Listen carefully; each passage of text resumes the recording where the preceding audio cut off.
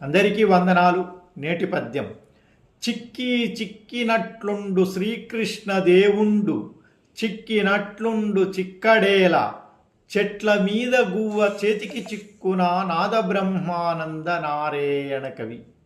మిత్రులారా, చెట్ల మీద గువ్వ కూర్చొని ఉంటుంది, కానీ గువ్వ చెట్టుకు బందీ కాదు. దానికి ఇష్టం వచ్చినప్పుడు అది ఎగిరిపోతుంది. అలానే ప్రతి మనిషిలో కూడా దైవాంశం ఉంటుంది, దేవుడు ఉంటాడు.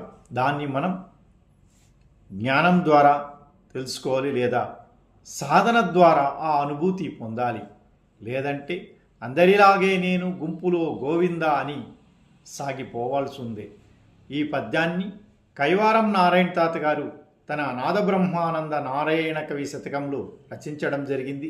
ఈయన 17వ శతాబ్దానికి చెందినటువంటి తెలుగు వరకవి, యోగి. నేటి చిక్కబళ్ళాపురం జిల్లా కర్ణాటక ప్రాంతానికి చెందినటువంటి వ్యక్తి.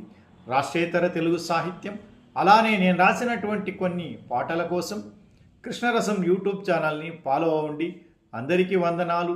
నేను మీ డాక్టర్ ఎన్ వసంత్, హోసూరు, తమిళనాడు. జై తెలుగు తల్లి.